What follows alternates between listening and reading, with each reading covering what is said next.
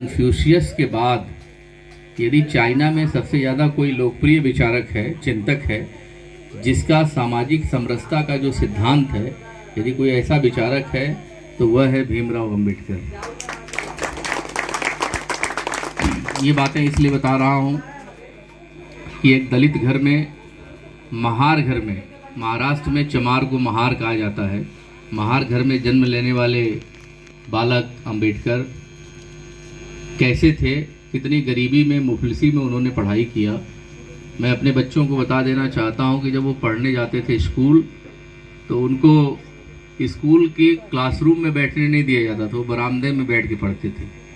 सारे बच्चों से उनको बाहर बैठाया जाता था और वहीं बैठ के वो पढ़ा करते थे। दूसरी उनकी एक मार्मिक बात ये थी कि वो अपने से बर्तन उठा के पानी नहीं पी सकते थे स्कूल में। अगर चपरासी था तो वही ऊपर से पानी पिलाता था, तो वो चुल्लू से पानी पीते थे। और अगर जिस दिन चपरासी छुट्टी पे रहा करता था, उस दिन भीमराव अम्बेडकर जी पूरे स्कूल में पूरे दिन भर बिना पानी के ही रहा करते थे।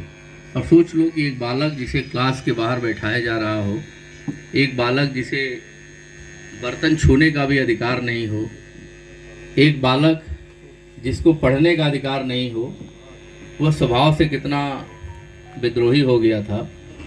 1927 में जब उन्होंने महाड़ आंदोलन शुरुआत किया था, उनका पहला आंदोलन मैं अपने बच्चों को बताना चाहता हूं कि तालाब में पानी नहीं पीने दिया जा रहा था, तो वहां के लोगों को इकट्ठा करके तालाब के पानी पी के, जैसे गांधी जी ने नमक सत्याग्रह किया था, उसी तरह से उन्होंने तालाब की क्रांति की थी, महाड़ आंदोलन किया था। 1927 में उन्होंने मनुस्मृति को जलाने की कोशिश की थी।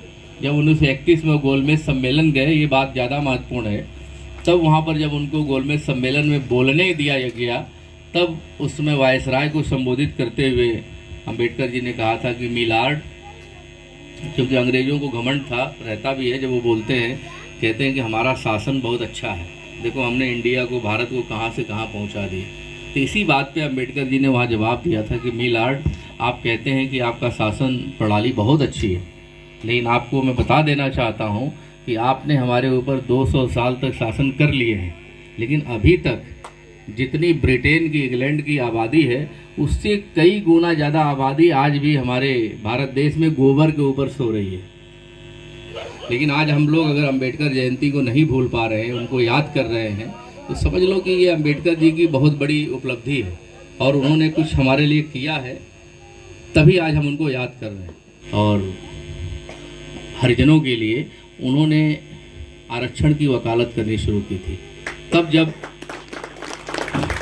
और इसीलिए जब देश आज़ाद हुआ तो जिसको पाकिस्तान लेना था वो पाकिस्तान लेके चले गया, जिसको हिंदुस्तान लेना था ले लिया, लेकिन अंबेडकर जी ने न हिंदुस्तान लिया न पाकिस्तान लिया, आपके लिए आरक्षण ले लिया। और यही आरक्षण है जिसके सहारे आज हमारे दलित बच्चे, दलित माँओं के बच्चे थोड़ी सी कुछ सुविधाएं पाकर पढ़ने लिखने के काबिल बने हैं। आज हम लोग यहाँ पर इस बस्ती में हैं तो रंग बिरंगे लड़के कपड़े पहने हैं, ये बहुत बड़ी उपलब्धि है। नहीं तो आपको पता होना चाहिए कि जब शुरुआती दौर में रजवाड़ा था, सामंती व्यवस्था थी, जमींदारी व्यवस्था थी, महाजनी व्यवस्था थी, रनिवास हुआ करता था, राजमहल हुआ करता था, तो मैला ढोने की प्रथा हुआ करती थी। उस समय ये सेप्टिक टैंक वाली लेटरिन नहीं बनी थी, नई नई टेक्नोलॉजी नहीं आई थी, हम लोगों को सर पे मैला ढोना पड़ता। अब सोच लो कि अंबेडकर ने उस ज़माने में मैला ढोने से लेके आज तक की आज़ादी की लड़ाई लड़ा। इकोनॉमिक्स विषय में पीएचडी करने वाले पहले भारतीय बनने का भी तमगा अगर किसी को दिया जाता है तो अंबेडकर जी को। सोच लो कि भारत का पहला ऐसा व्यक्ति अंबेडकर जी हैं जो विदेश में जाकर इकोनॉमिक्स विषय में पीएचडी की डिग्री हासिल करते हैं। तो ये हम लोगों के लिए गौरव की बात है। बराक ओबामा, पुरी, आपके शरद पवार, रामविलास, ये लोग खाद्य मंत्री भारत सरकार के रहे हैं। सारे लोगों ने तहे दिल से अंबेडकर जी का सम्मान करते हैं। ये छोटी छोटी बातें इसलिए बता रहा हूँ कि आप जानें, चूँकि अंबेडकर जयंती तो हम लोग मनाते हैं, लेकिन अंबेडकर जी के काम जो है, आदमी नाम के नाते नहीं जाना जाता है, काम के नाते जाना जाता है। चेहरे की पूजा नहीं की जाती है और कर्म की पूजा की जाती है। आपको पता है कि भगवान, मतलब हनुमान जी के बारे में कहा जाता है, वो बंदर ही थे, बानर थे, वो हम लोगों के जैसे मानव नहीं थे, है ना। लेकिन हनुमान जी ने अपने कर्म के जरिए यहाँ तक कि भगवान राम को भी पीछे छोड़ दिया है। आप देखोगे राम के मंदिर कम मिलते हैं, लेकिन हनुमान के मंदिर ज़्यादा मिलते हैं। ये कर्म है, कर्म प्रधान ये विश्व है।